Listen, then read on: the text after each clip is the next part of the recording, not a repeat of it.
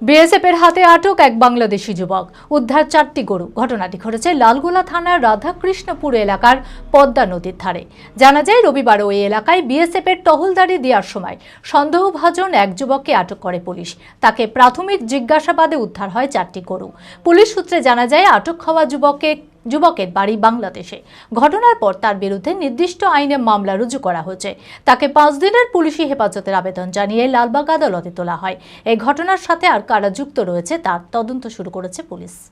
মানসিক স্বাস্থ্যের জন্য সবার আগে যে নামটি মনে ভেসে ওঠে, সুস্থ মনের ঠিকানা মনোবীক্ষণ। যোগাযোগ number 7477799513।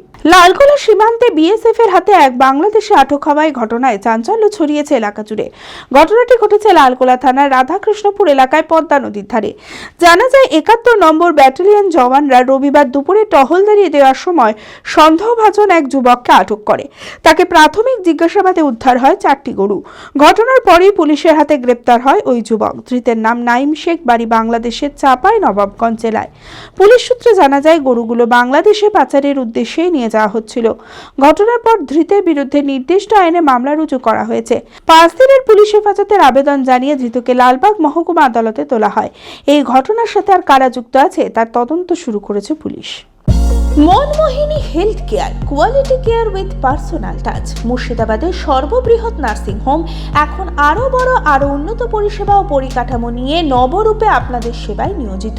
Cardiology with cath lab, brain ও spine neuro surgery, specialised trauma unit. মুর্শিদাবাদে প্রথম ও একমাত্র রোবোটিক নি রিপ্লেসমেন্ট এখন মনমোহিনী হেলথ কেয়ারে। মাইক্রো সার্জারি, গাইনোকোলজি, অর্থোপেডিক, 350-এরও বেশি সফল IVF. Monmohini health care, Kalikapur road, শিল্পতালুক, বহরমপুর, মুর্শিদাবাদ।